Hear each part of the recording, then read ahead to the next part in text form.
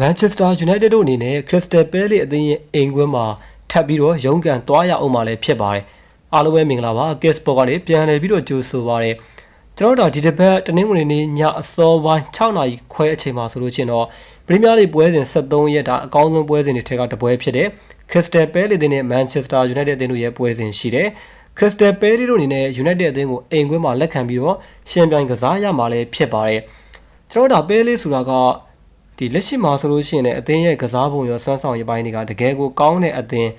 နောက်ပိုင်းကစားခဲ့တဲ့9ပွဲကိုကြည့်မယ်ဆိုရင်ကျွန်တော်တို့3ပွဲနိုင်တစ်ပွဲတရေတစ်ပွဲရှုံးဆိုတဲ့ရလဒ်ကိုပိုင်ဆိုင်ထားတာလည်းဖြစ်ပါတယ်။အဲ့ဒီမှာပါကျွန်တော်တို့ဒီအရင်နေ့ကကစားခဲ့တဲ့ဒီ Strasbourg နဲ့အသင်းမှာဆိုလို့ရှိရင်တော့သူတို့အနေနဲ့ Conference League မှာ2-1ဆိုတဲ့ရလဒ်နဲ့အရေးနှိမ့်ခဲ့တာကိုတော့တွေ့ရတယ်။ဒါပေမဲ့ဒီ Strasbourg ဆိုတာကကျွန်တော်တို့ပြီးခဲ့တဲ့200ရာသီလောက်ခရဲကဒီပြင်သစ်လီဂ်မှာတကယ်ကိုမှခြေစွာနေတဲ့အသင်းတစ်သင်းလို့ပြောရမယ်။ဥရောပပြိုင်ပွဲတွေမှာလည်းတကယ်ကိုမှဒီကောင်းတဲ့အသင်းပေါ့နော်ဆိုတော့ Strasbourg အသင်းရဲ့အိမ်ကမှသူတို့ဒီရှုံးနေခဲ့တဲ့အနေအထားမျိုးကတော့တိတ်ပြီးတော့ပြောစရာတော့မရှိဘူး။ပြိုင်ပွဲအသင်းကလည်းတော်တော်လေးကိုကောင်းတယ်။တစ်ဖက်ကဒီ United အသင်းကိုကျွန်တော်ကြည့်မယ်ဆိုလို့ရှိရင်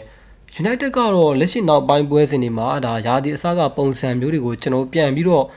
မြင်လာခဲ့ရတယ်ဗျာ။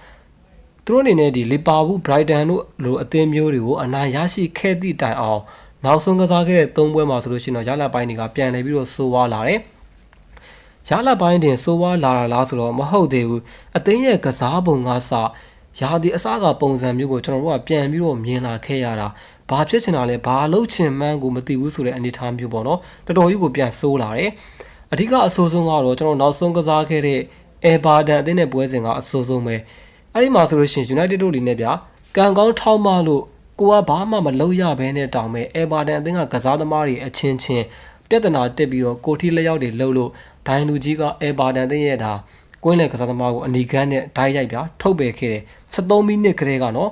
ဆိုတော့73မိနစ်ကလေးကကိုကအသာကြီးနဲ့ကစားရတာဗျာအဲ့ဒါကိုတကူမှမသွင်းနိုင်ဘဲနဲ့0-1ဆိုတဲ့ပုံစံမျိုးလောက်နဲ့ရှုံးနေခဲ့တာကြီးကတော့ဒါ United တို့အတွက်တော်တော်လေးစိတ်ပစ်စရာကောင်းတယ်ဒါပရိသတ်တွေအတွက်ဆိုလို့ရှိရင်တော်တော်လေးကိုမှဒါစိတ်ပစ်စရာကောင်းတဲ့ပွဲတစ်ပွဲကိုဒါကြည့်ရှုခဲ့ရတာပေါ့လေဆိုတော့ဒီလိုပုံစံမျိုးနဲ့ကတော့ဒါ United တို့အနေနဲ့ခြေစွမ်းပိုင်းအရာတကယ်ကိုမာပြီးတော့ကစားရခဲ့တဲ့ Crystal Palace အသင်းရဲ့အိမ်ကွင်းမှာရလဒ်ကောင်းနိုင်ဖို့ဆိုတာကလုံးဝကိုမလွယ်ကူဘူးပြီးတော့ဒီနှစ်သင်းမှာကျွန်တော်တို့ဒါနောက်ဆုံးတွေ့ဆုံခဲ့တဲ့9ပွဲကိုပြန်ပြီးတော့ကြည့်ကြည့်မယ်ဆိုရင်ဒီ Crystal Palace အသင်းကပဲ United အသင်းကို3ချိန်ထိကိုအနိုင်ရရှိအောင်ကစားထားတာ3ချိန်တော့ဒါကအသင်းနဲ့တစ်သင်းကနေ United ကို3ချိန်ထိအနိုင်ရရှိအောင်ကစားရဲဆိုတော့တော်တော်လေးတော့ကျန်းတယ် United အသင်းကတစ်ချိန်ပဲအနိုင်ရရှိတယ်ကျန်တဲ့တစ်ချိန်ကတော့တရေကျထားတယ်နောက်ပိုင်းနှစ်တွေမှာဆိုလို့ရှိရင်ဗျာ United တို့အနေနဲ့ Crystal Palace အသင်းကိုနိုင်ဖို့ဆိုတာတော်တော်လေးကိုမှခက်ခဲလာတဲ့အနေအထားမျိုးပြီးတော့ Crystal Palace ကကျွန်တော်တို့ဒီနှစ်ရာသီအိမ်ကွင်းပွဲစဉ်လုံးဝကိုမရှုံးနေထားသေးဘူး Premier League အိမ်ကွင်းပွဲစဉ်6ပွဲကစားထားရမှာ2ပွဲနိုင်4ပွဲတရေဆိုတဲ့ရလဒ်ကိုပိုင်ဆိုင်ထားတာဆိုတော့အိမ်ကွင်းစွမ်းဆောင်ရင်တော်တော်လေးကောင်းနေဗျာတစ်ဖက်ကဒီ United ကိုကြည့်မယ်ဆိုရင် United ကကြတော့အဝေးကွင်းပွဲစဉ်6ပွဲမှာ1ပွဲပဲနိုင်တယ်3ပွဲတရေ2ပွဲရှုံးဆိုတဲ့ရလဒ်ကိုပိုင်ဆိုင်ထားပြီးတော့ရာဂိုးက8ကိုပေးကိုကတော့12ဂိုးထိကိုပြန်လည်ပြီးတော့ခွင့်ပြုထားရတာကိုတွေ့ရတယ် United ကကြတော့အဝေးကွင်းစွမ်းဆောင်ရည်ပိုင်းအရာတော်တော်လေးကိုညံ့တယ်ဆိုတော့ United ရဲ့ဒီလက်ရှိအနေအထားကြီးကဗျာအသင်းရဲ့ကစားပုံကလည်းမကောင်းဘူးရလဒ်ပိုင်းကလည်းပြန်လည်ပြီးတော့ဆိုးဝါးလာတယ်အဲ့ဒီဂျားထဲမှာပါအဝေးကွင်းစွမ်းဆောင်ရည်ကပါတော်တော်ကြီးကိုညံ့တဲ့အနေအထားမျိုးတွေ့တဲ့အသင်းကလည်း Crystal Palace လို့မာပြီးတော့ကစားရခဲ့တဲ့အသင်းအင်ကွင်းစွမ်းဆောင်ရည်ပိုင်းကလည်းပို့ပြီးတော့ကောင်းတယ်ဆိုတော့ United တို့အတွက်ဒီပွဲကလုံးဝသေချာပေါက်ခက်နဲ့ထပ်ပြီးတော့ရုန်းကန်ရမယ်ပွဲချက်တစ်ပွဲကိုကစားရမယ်ဒီပွဲရဲ့ဒီ injury ဖြစ်တဲ့အပိုင်းကိုကျွန်တော်တို့ကြည့်မယ်ဆိုလို့ရှိရင် Crystal Palace အသင်းမှာကတော့ဒီ3ယောက်ကြုံတွေ့နေရတာဖြစ်ပြီးတစ်ဖက်က United အသင်းကိုကြည့်မယ်ဆိုလို့ရှိရင်ဒါသူတို့ရဲ့အဓိကတိုက်စစ်မှုဖြစ်တဲ့ Sesko ပြီးတော့ Quinn ဟာနောက်ခံစစ်ပိုင်းမှာဆိုလို့ရှိရင်နောက်ပိုင်းမှာပြန်လည်ပြီးတော့အားထားရတဲ့ Maguire ကလည်းဒဏ်ရာပြဿနာကြုံတွေ့နေရတာဖြစ်လို့ဒီကစားသမား3ယောက်ကိုတော့ United တို့အနေနဲ့လွတ်လပ်ဆုံးရှုံးရမယ်ဆိုတော့ဆုံးရှုံးရတဲ့ကစားသမားတွေကလည်းတကယ်ကိုမှဒီအသင်းရဲ့အဓိကကစားသမားတွေဖြစ်နေရပါဘောလေဆိုတော့တိုက်စစ်ပိုင်းမှာကတော့ကျွန်တော်တို့ဒါစစ်စည်းတို့ဘာလို့ပါဝင်လာမဲ့အနေအထားမျိုးအဓိကလက်ရှိမှာ United တို့တကယ်ကိုအားကိုးရတဲ့ကစားသမားကတိတ်ပြီးတော့မရှိဘူးကျွန်တော်တို့3ယောက်လောက်ပဲကောင်းကောင်းရှိတယ်ပေါ့နော်3ယောက်ဆို4ယောက်ပဲထားပါတော့ဘာဖြစ်လဲဆိုတော့ဂိုးသမားကိုလည်းကျွန်တော်တို့ထက်တွက်မှရမယ်ဂိုးသမားရဲ့ဒီဂိုးပေါက်ဆင်းမှုတွေတော်တော်လေးအရေးပါတယ်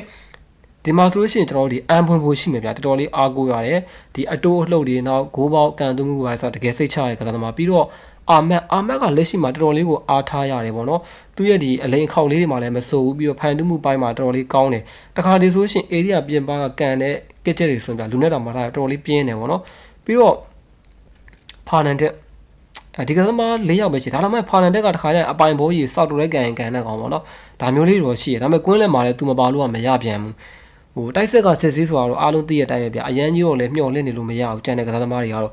ဒီ၄ယောက်လောက်ပဲရှိရယ်ဆိုတော့အဲ့လိုအနေအထားမျိုးလေးကနေဗျခက်စတယ်ပဲလေးအသင်းရဲ့အိမ်ကမှာတွားရောက်ပြီးတော့ပွဲချက်တစ်ပွဲကိုကန်ရမယ်ရလက်ကောင်းနိုင်မှုဆိုတာကတော့လုံးဝမလွယ်ကူဘူးအဓိကတော့ဒီပွဲကလည်းစိတ်သက်ပိုင်းအရာဒါဘယ်လိုမျိုးနီးပြူဟာတွေနဲ့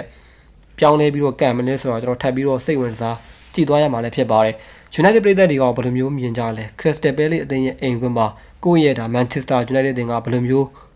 ဒါရလက်ကောင်းနိုင်မှာမလားဘယ်လိုပုံစံမျိုးတွေနဲ့ပြီးဆုံးသွားနိုင်လဲပေါ့နော်ကျွန်တော်ရဲ့အမြင်ဆိုတော့ဒီပွဲကဒါတရေရလက်ကိုပို့ပြီးတော့ဥတီသွားနိုင်တဲ့ပွဲစဉ်မျိုးတကယ်လို့နိုင်မယ်ဆိုတော့မဲ့ Ancient Crystal Palace အသင်းကပဲကတ်ပြီးတော့နိုင်သွားမဲ့ပွဲစဉ်မျိုးလို့မြင်တယ်ကိုယ့်ရဲ့အမြင်လေးကိုလည်း comment လေးမှာခြာပြီးတော့ရေးခဲ့ကြပါအောင်ဗျ